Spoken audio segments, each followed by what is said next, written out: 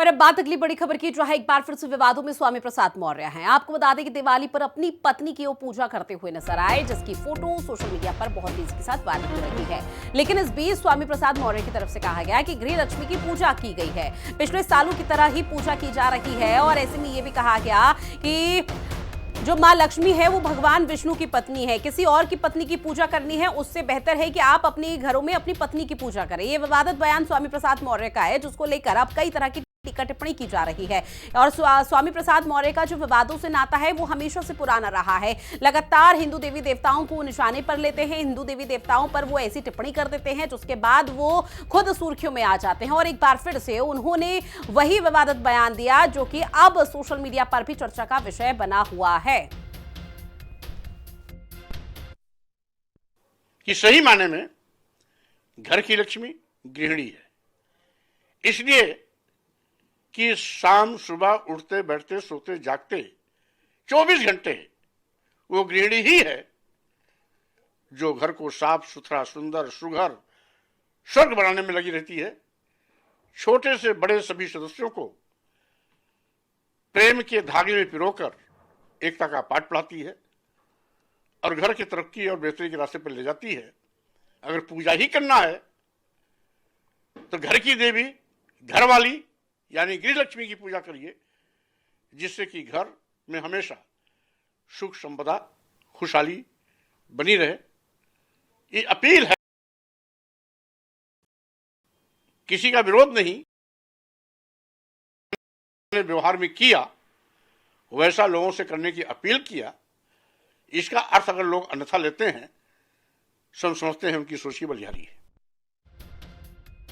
मूर्ख राजनेताओं के ऐसे कुटिल कपटी बयान जो वैश्विक रूप से भारत के विरुद्ध हो, जिसको हम कह सकते हैं कि डिसमेंटलिंग ऑफ ग्लोबल हिंदुत्व के ये पार्ट हैं।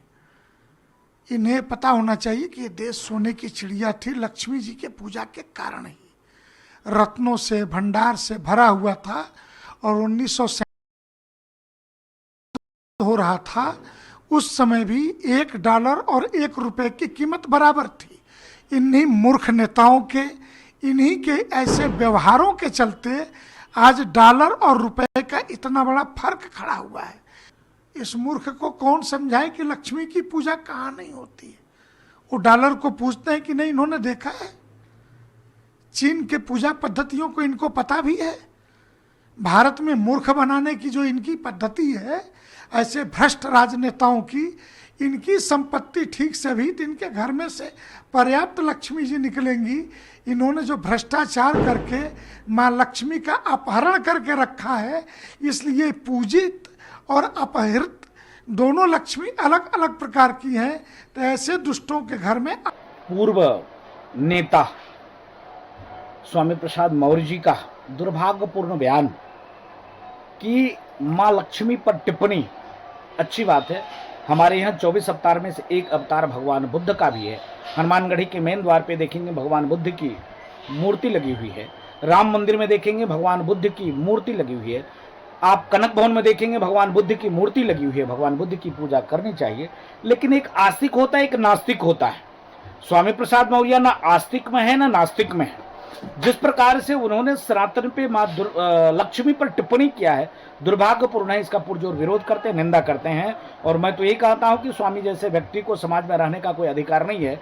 इनका स्वागत हर एक जगह मुंह काला करके होना चाहिए, क्योंकि ऐसे नीच व्यक्ति, ऐसे आतंकवादी मानसिकता का व्यक्ति, ऐसे समाज में द्वेष और कलेश फैलाने वाला व्यक्ति को समाज में रहने का कोई अधिकार नहीं है। सिर्फ जूता से स्वागत होना चाहिए और काले पेंट से स्वागत होना चाहिए, और कुछ नहीं।